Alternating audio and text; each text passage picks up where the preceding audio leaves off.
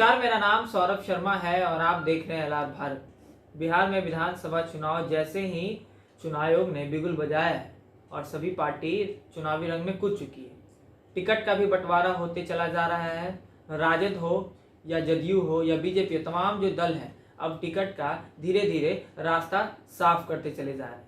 मगर इस बीच में भी एक ऐसी खबर सामने छल कर आ रही है कि राष्ट्रीय जनता दल के नींव रखने वाले रघुवंश प्रसाद सिंह जी के सुपुत्र आज जदयू का दामन थाम लिया है। हम आपको बता देना चाहते हैं कि रघुवंश प्रसाद सिंह की हाल में ही उनको दिल्ली में निजी अस्पताल में मृत्यु हो गई थी और उनकी मृत्यु पर एक बवाल भी हुआ था। उस मृत्यु के बाद में एक चिट्ठी थी, उसको वायरल बहुत तेजी से हो रहा था। उसमें कहा जा रहा था कि रघुवंश प्रसाद सिंह अपने परम मित्र यानी लालू प्रसाद यादव जी को लेटर लिखा था। उस पर साफ तौर पर उन्होंने कहा था कि हम इस पार्टी में अब नहीं रहना चाहते। इस पर आरोप प्रत्यारोप भी लगाया था, राजनीतिक भी हुई थी। साफ तौर पर सभी लोग ने कहा था कि रघुवंश प्रसाद सिंह जी ऐसा कभी नहीं कर सकते हैं। मगर जदयू के कुछ लोगों ने कहा था, एनडीए के तमाम लोगों ने कहा था, राजद के नेतृत्व पर रघुवंश प्रसाद यादव जी को सम्मान नहीं दिया जा रहा है। इसके बीच ही कयास लगाया जा रहा था कि जल्द से जल्द इसका निवारण कर दिया जाएगा। मगर जिस दिन उनकी मृत्यु हुई थी, उनकी एयरपोर्ट पर जब उनकी शव आया था, तब कहा जा रहा था कि रघुवंश प्रसाद यादव जी का शव पार्टी कार्यालय यानी राजद प्रदेश कार्यालय में ले जाया जाएगा।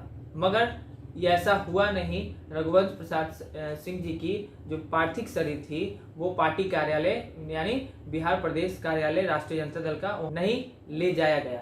उसके बाद सियासत और तेज हो गई और कयास लगाना शुरू हो गया कि उनके बेटे अब जदयू का दामन थाम लेंगे। आज वो बात सच हो गई है। आज उनके बेटे ने जदयू प्रदेश कार्यालय और कार्यकारी प्रदेश अध्यक्ष अशोक चौधरी के नेतृत्व में सदस्यता ग्रहण की। पहले इस वीडियो को देखिए, फिर उसके बाद हम आपको और कुछ बताते हैं।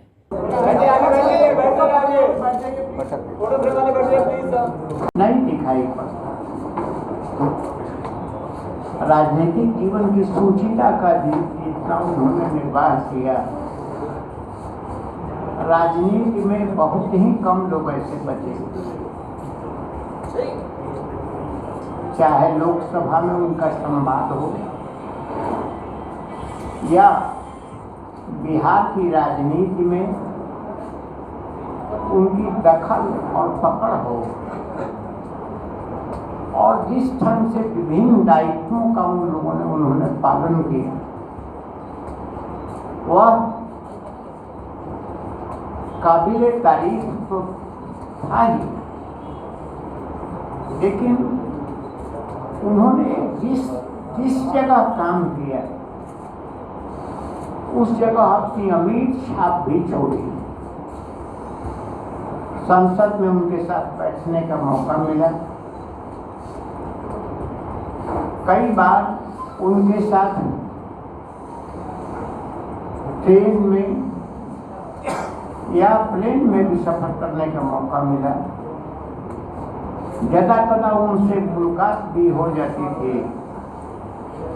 लेकिन जिस ढंग से सदन में वो बोलते थे और वो लगता था कि समाजवादी स्वरूप इनके शब्दों में दिखाई ही नहीं पड़ती है, बल्कि उनका जो सादा जीवन,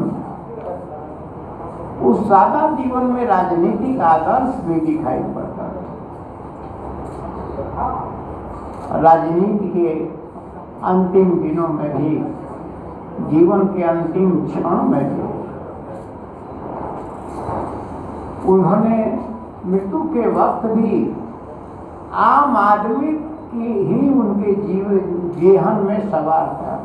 तो आपने इस वीडियो को देख लिया, जिस तरीके से रघुवंश प्रसाद सिंह जी के सुपुत्र ने आज जदयू का सदस्यता ग्रहण कर लिया है। उसके बाद अशोक चौधरी हैं, तेजस्वी यादव, लालू प्रसाद यादव, ये तमाम लोगों को घेरा है और आरोप भी लगाया है और कहा है कि भ्रष्टाचारी हैं, 15 साल इन्होंने जंगल राज बना के रखा, अब हम 15 साल जिस तरीके से बिहार को संवारने का काम किए हैं। मगर इस बीच जो है एक सवाल उठना लाजमी है कि जिस तरीके से पूर्णिया में एक नेता की मौत हो जाती है, उसके बीच तेजस्वी यादव पर आरोप लगाया जाता है कि तेजस्वी यादव और तेज प्रताप यादव पे एक एफआईआर दर्ज होता है। उसके बाद हम आपको बता देना चाहते हैं कि एक एफआईआर दर्ज में साफ तौर पर पूर्णिया के एसपी ने यह कह दिया है कि 2 लोग जो थे उनकी जो हत्या की गई थी उनका साफ हो गया इस मामले में, और तेजस्वी यादव और तेज प्रताप यादव इस चीज में निर्दोष हैं। इसके परिवार के लोगों ने खुद फर्ज बयान दिया है, उसमें सरकार की क्या भूमिका है?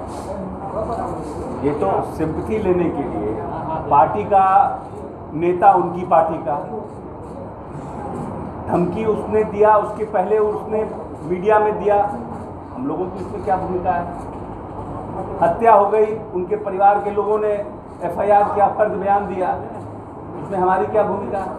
ये तो क्योंकि रॉन्ग बॉक्स में पकड़ा गए हैं तो सफाई दे रहे हैं, सरकार फंसा रही है। सरकार को इससे क्या लेना देना है? पार्टी को कह रहे हैं कि मानहानि का मुकदमा करेंगे, मानहानि का मुकदमा करेंगे। कोई इसमें कोई रोका है? करना है तो इसमें हम लोग रोकेंगे क्या? उनके पास हम गिराने जाएंगे कि मत करिए?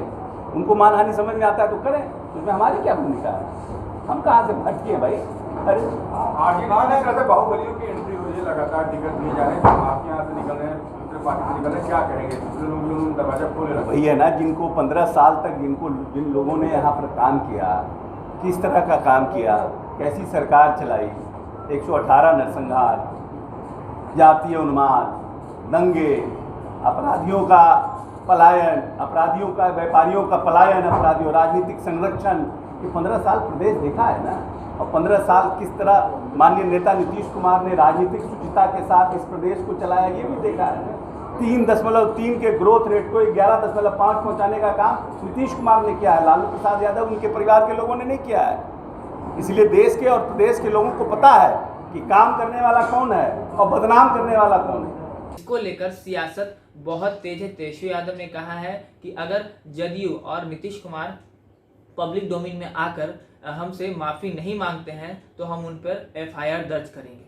इसी तरह की तमाम अपडेट्स देखने के लिए हमारे यूट्यूब चैनल को और फेसबुक पेज को ज़रूर फॉलो करें और हमारे यूट्यूब बेल आइकन को ज़रूर दबाएं ताकि हमारी हर खबर आप तक सबसे पहले पहुंचे। बहुत बहुत धन्यवाद।